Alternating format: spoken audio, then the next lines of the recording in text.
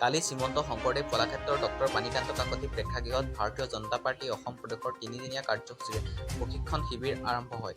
প্ৰশিক্ষণ শিবিৰত আদৰণি ভাষণেৰে মাননীয় ৰাজ্যিক সভাপতি শ্ৰীযুত ভৱেশ কলিতাই প্ৰশিক্ষণ শিবিৰৰ শুভাৰম্ভণি কৰে।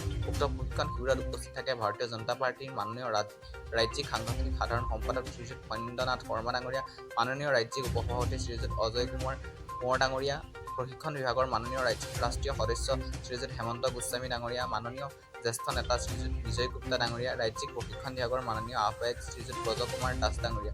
উক্ত শিবিৰত সমল ব্যক্তি হিচাপে মাননীয় ৰাষ্ট্ৰীয় উপসভাপতি শ্ৰীযুত বিজয় পাণ্ডা ডাঙৰীয়া, অসম প্ৰদেশৰ মাননীয় সভাপতি শ্ৰীযুত পৱন ডাঙৰীয়া, মাননীয় কেবিনেট মন্ত্ৰী শ্ৰীযুত ৰঞ্জিত কুমাৰ দাস ডাঙৰীয়া প্ৰমুখ্যে বিভিন্ন ব্যক্তিয়ে প্ৰশিক্ষণ দিয়ে।